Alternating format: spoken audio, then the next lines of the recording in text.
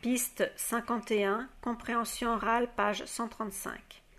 En bref, pour le suivi des informations nationales et internationales sur Radio Karana. La police des Nations Unies, UNPOL, est à pied d'œuvre pour maintenir un climat sécuritaire dans la capitale Galazi. Suite à l'évasion spectaculaire il y a 10 jours de près de 4800 détenus, de dangereux criminels sont toujours en liberté, parmi lesquels des chefs de gang de bidonville. 20 000 personnes habitent la capitale et ce sont les femmes qui vivent dans un danger permanent puisque de nombreux cas de viol ont été enregistrés ces derniers jours. Pour réduire ces agressions, l'UNPOL organise jour et nuit des patrouilles. Afin de rassurer la population et d'intervenir efficacement en cas d'agression sexuelle, la composition des équipes est mixte. Toujours à Galazi, l'ONU dispense une formation aux forces de sécurité.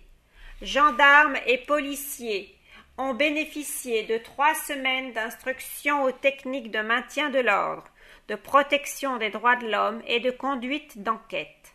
La semaine prochaine, ils ajouteront des modules comme le respect de la déontologie policière, la protection et la sécurisation des élections et les violences faites aux femmes.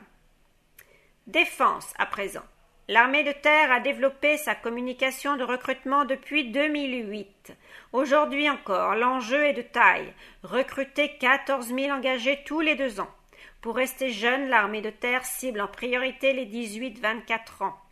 Ainsi, dans le but de développer sa notoriété et de convaincre les jeunes de pousser la porte du bureau de recrutement, une importante campagne de communication principalement basée sur des clips vidéo et un affichage publicitaire dans les grandes villes vient en appui des actions menées par les conseillers sur le terrain.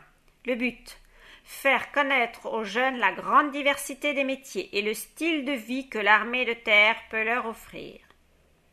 Une récente enquête conduite par l'état-major des Nations Unies engagé sur l'île de Salmo met en évidence les points positifs de l'engagement des troupes de la paix suite aux événements climatiques qui se sont déroulés. Les militaires appellent cela un retex, comprenez un retour sur expérience. Cette étude démontre que l'intervention rapide des soldats de la paix, et notamment des forces terrestres au profit des populations lors de catastrophes naturelles de grande ampleur, permet d'améliorer considérablement l'efficacité et la réactivité des secours, particulièrement lors des premiers jours de la crise. Enfin, ne manquez pas ce soir le grand débat électoral sur notre station de radio. Le scrutin approche à grands pas puisque dans moins de 2 semaines, les électeurs se rendront aux urnes.